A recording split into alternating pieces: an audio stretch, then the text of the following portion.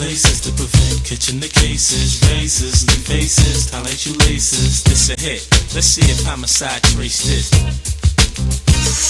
The only thing hotter than my flow's the block. So I left the snow biz, ain't got any showbiz. Let's get. Thank you.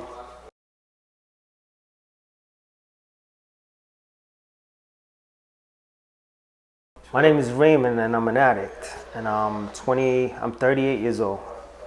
I'm nervous. Let me do that again.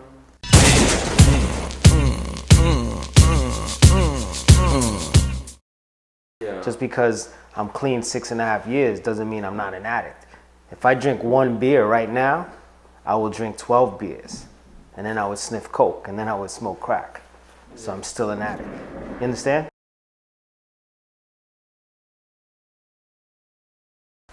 When I grew up, for whatever reason, I don't know why, I guess lack of guidance, you know, being grown up in the street, any problem we had, we would drink, we would go out, we would try to escape the feeling and use drugs. And, you know, as an early teen, all right, yeah, you could get away with it. But then when the disease progresses and it becomes no longer fun and you use just because you have to use, not because you want to use, that's when the problem, you know, that's when it becomes a problem. For me personally, I just always knew I had better things in store for me in my future, but I would always mess up because I would always use drugs. I would take 2 steps forward and then stumble like 5 steps backwards. But basically what happened, the last time I used for 5 days straight. I was smoking crack cocaine for 5 days straight.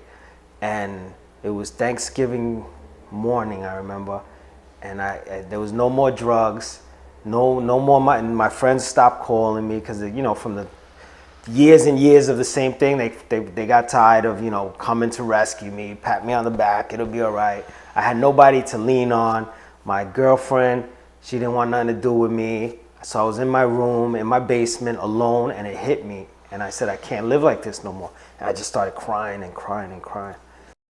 At that time, I was 31 years old. In 31 years, my pattern was to start things and never finish them. And, you know, I was dressed pretty fairly clean, and I had a place to live, and I kept my job. I was a functional addict. A lot of people didn't really know the extent of my drug use. So when I told him, he was surprised. To make a long story short, I made my first meeting with him, Carlos. Yeah, I reached out to him for help originally, and he actually brought me to the meetings. But he didn't stay. He kept going in and out. He kept relapsing and using, and he found reasons to, whatever, that's his process. I'm not judging him. But for whatever reason, he didn't stick around. But I stuck around.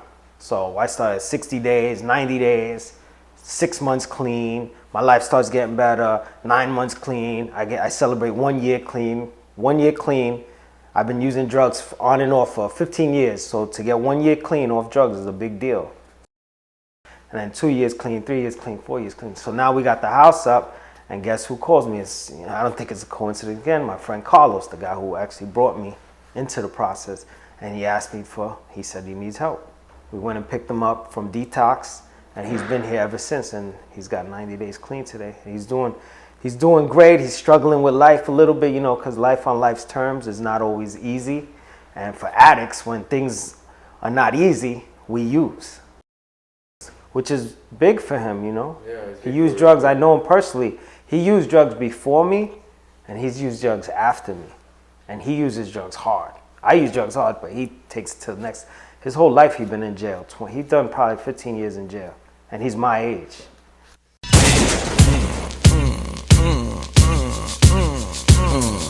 I change places to prevent catching the cases, razors, leave faces, tie like you laces. This a hit. Let's see if homicide trace this. The only thing hotter than my flow's the block. So I left the snow biz, ain't got any showbiz. Let's get this clear. It ain't on until I. No, I'll always be an addict.